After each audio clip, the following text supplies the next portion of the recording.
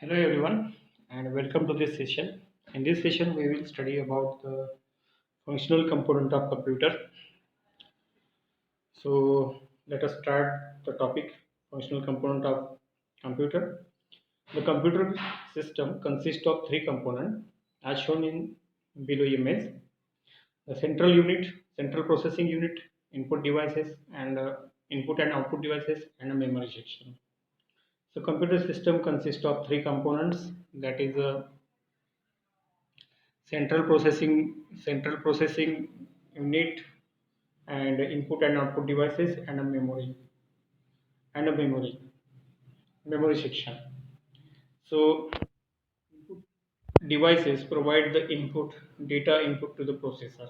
Input device provide the data input to the processor, and which process the data and generate the useful information that is displayed to user through output device. And the input devices provide the data input to the processor, and which processes the data and generate useful information that is displayed to the user through output device this is stored in the computer's memory. So that is the working of input device. Input device provide data to the to the processor, and processor process that data and generate the useful information. Again, information is displayed to the user through the output devices, and again that information is stored to the computer memory. So that is the working of input devices. Now the arithmetic logic unit, ALU. What is arithmetic logic unit is also called as ALU. The data entered into the computer is sent to the RAM. Whatever data is entered into the computer, that data is sent to the RAM, from where it is then sent to ALU. Sent to RAM, from where it is sent to ALU. After that, RAM send that data to the ALU, means arithmetic logic unit, where the rest of data processing takes place. All type of processing such as comparison, decision making and processing of non-numeric information takes place here, and once again the data is moved to the RAM.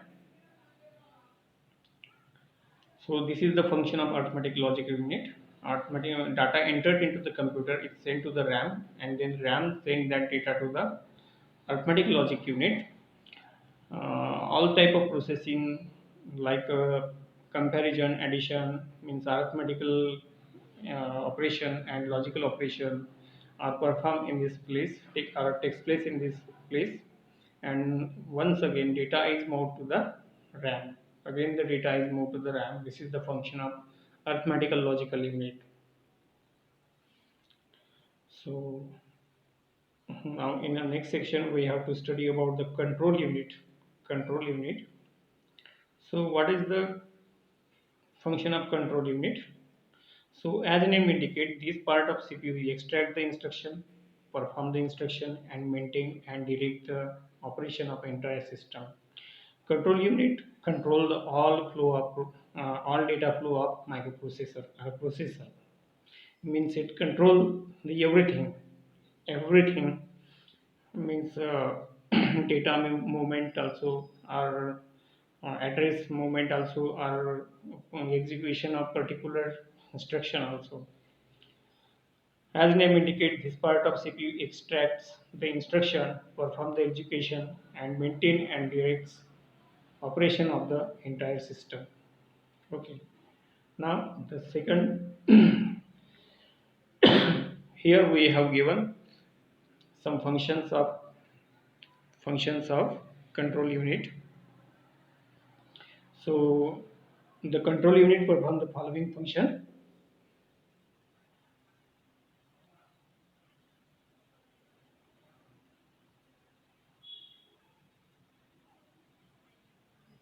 The function of control unit is it control all activities of computer. It controls all the activities of computer.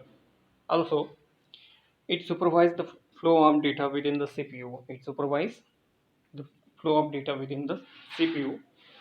Also, it directs the flow of data within the CPU. Also, transfer the data to the arithmetical logical unit, and arithmetical logical unit perform the all arithmetic and logical operation into the of the computer and again it transferred the result to the control unit. Means ALU transferred the result to the control unit. Means the next function of the control unit is to transfer the result, and that ALU process the result, obtained result is transferred to the memory. That is also function of the control unit.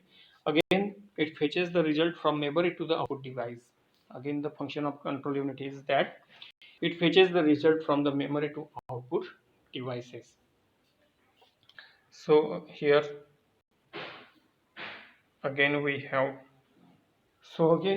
to see here the third part, that is a memory unit, and this is the unit which data and instruction given to the computer as well as result.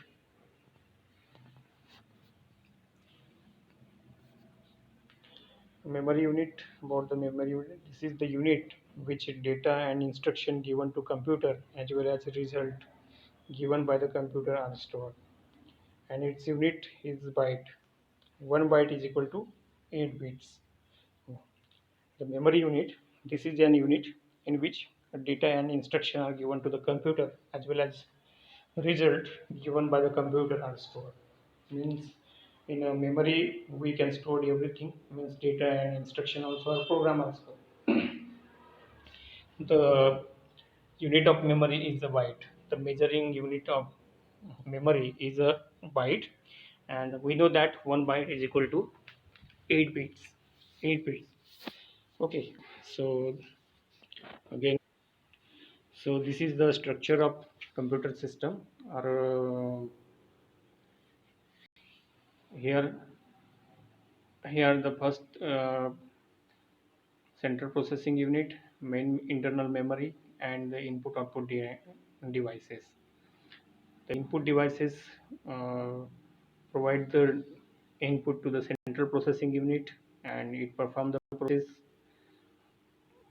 and it store the processor store that instruction into in the memory, main memory, and start its execution by using ALU and control unit, and produce the result, and again that result is stored into the main memory section, and for displaying that result onto the output device, again it transfer that result to the output devices. In this way, the working of computer system is performing. So next part is a central processing unit. Central processing unit. The central processing unit is called as the brain of computer, as it controls the operation of all parts of computer. We know that the central processing unit is called as a brain of the computer because it controls the operation of all the parts of computer. Means it consists of two components, that is arithmetic logic unit and control unit.